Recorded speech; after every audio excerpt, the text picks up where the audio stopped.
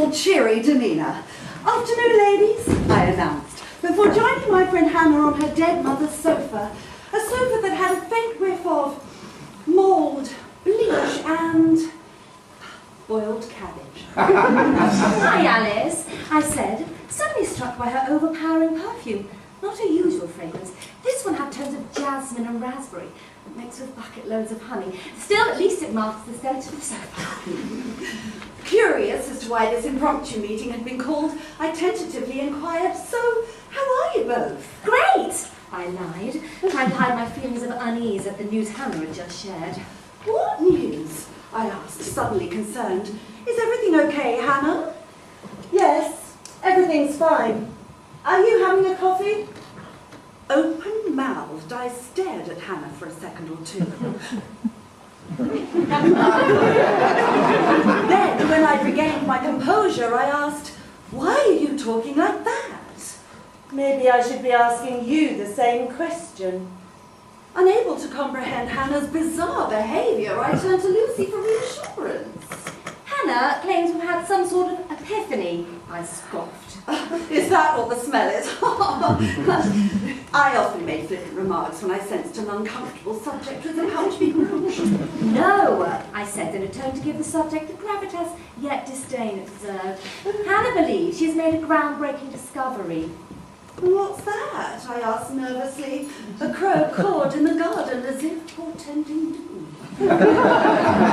I stood up and declared, "I'll let Hannah tell you while I go pour the coffee. Although you may need something stronger when you heard what she has to say. I left it haste for the sanity of the kitchen."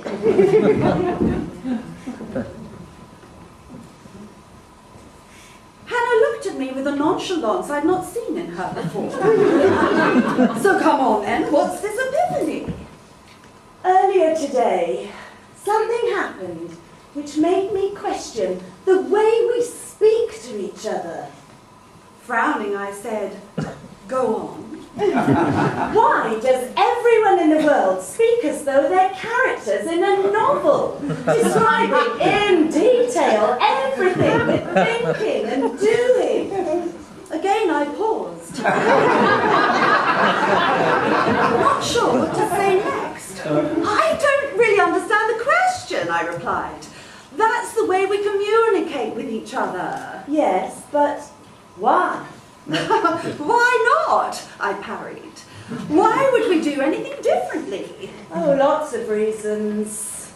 I waited, thinking Hannah was about to list them, but instead, to heighten the tension, she remained silent, like the falling of snow. I was remaining silent to demonstrate how ridiculous the way we speak, or in my case, used to speak, is. I mean, silent like the falling of snow. What's that all about? My posture stiffened. "It's a simile," I replied cautiously. "It's a notary, a literary device used to add colour and depth to my words." I know what a simile is. But why bother using such flamboyant language? Well, in fact, why bother telling me that I remain silent at all? Puzzled and starting to feel uncomfortable. This time it was my turn to remain silent. But that's a contradiction. "What is?" I said, shifting in my seat. You can't remain silent while saying the words, "It was my turn to remain silent." I didn't say the words. They were thoughts that I spoke out loud, I explained, rubbing the back of my neck. But that's my point. I don't need to know what's constantly going through your head. It's like when you came in a few minutes ago. Why did you say that my dead mother's sofa stank of cabbage? That's not very nice. "No, I said it had a faint whiff," I blurted defensively. But why verbalize it? "To set the scene," I mumbled, starting to feel a little flustered. Who for? "I don't know," I replied, looking away in contemplation. I was starting to wonder if maybe Hannah had a point. It was then that I spotted a dead fly under the coffee table. There you go again. Why mention seeing a dead fly?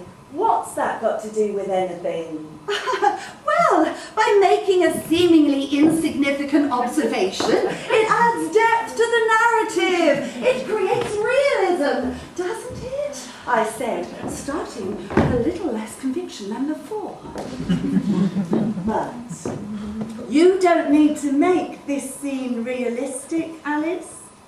This is real. Well, yes, it is. You might be onto something here, Hannah. You're speaking like me now.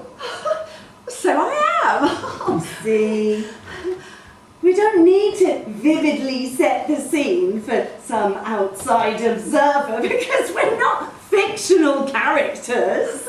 Yes, you're right. But why has nobody noticed this before? I do not know. Where's Lucy got to? As if on cue, I confidently entered the room, carrying a mug of Sumatran blend coffee.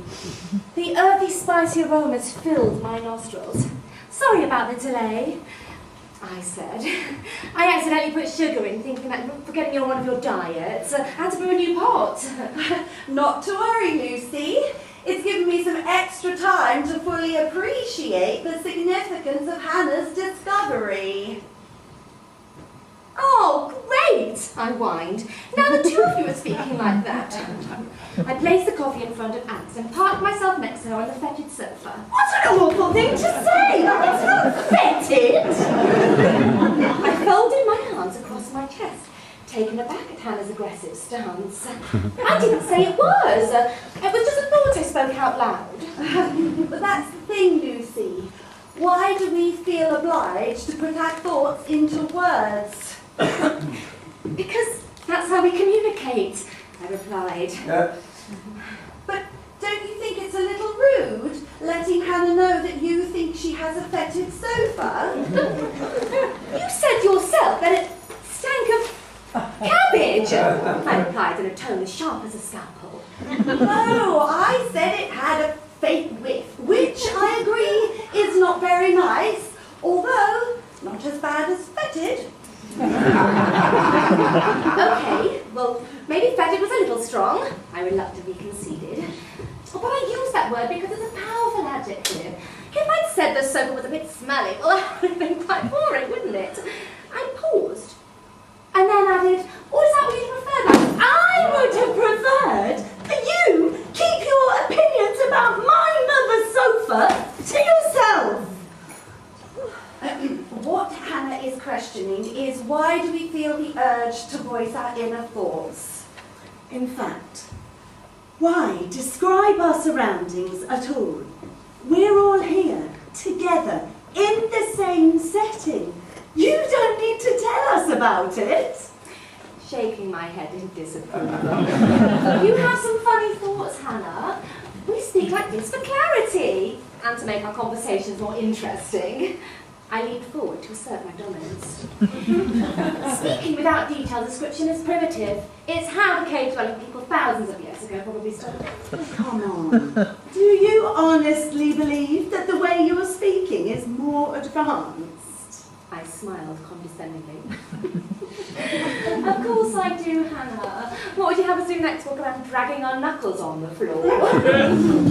Anyway, I demanded, what's made you question the way we speak? What's prompted this madness? Yes, you said that this afternoon something happened. What was it, Hannah? John didn't come home last night. He wandered in this morning, saying he'd stayed at a friend's house because he'd had too much to drink. But he wasn't being entirely honest. Oh? What makes you say that? It wasn't a male friend's house. John's having an affair. My eyes narrowed. This is last night, you say? Yes. What makes you think he's cheating on you? Well, when I asked where he'd been, he just said, out with friends. But then he spoke his thoughts out loud and incriminated himself. That's what got me thinking about this whole communication business. So, do you know who he's having an affair with? Oh, yes. To heighten the tension, Hannah remained silent, like the falling of snow. Will you shut up about the snow? Come on then, Hannah, who is it? It's you, Alice. I had my suspicions, but I wasn't sure until a few minutes ago when Lucy mentioned your perfume. You're wearing Lady Million by Paco Rabanne, aren't you? I smelled it on John this morning. Oh, why aren't you shouting and screaming at me? Because, to be honest, I don't really mind. In fact, it's sort of a relief. A relief? In what way? Oh, because I'm having an affair with your Alex. You what? Wow!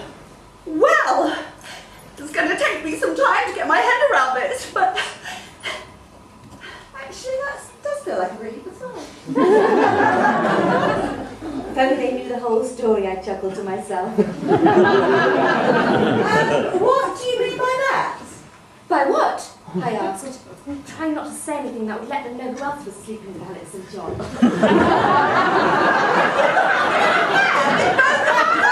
You are a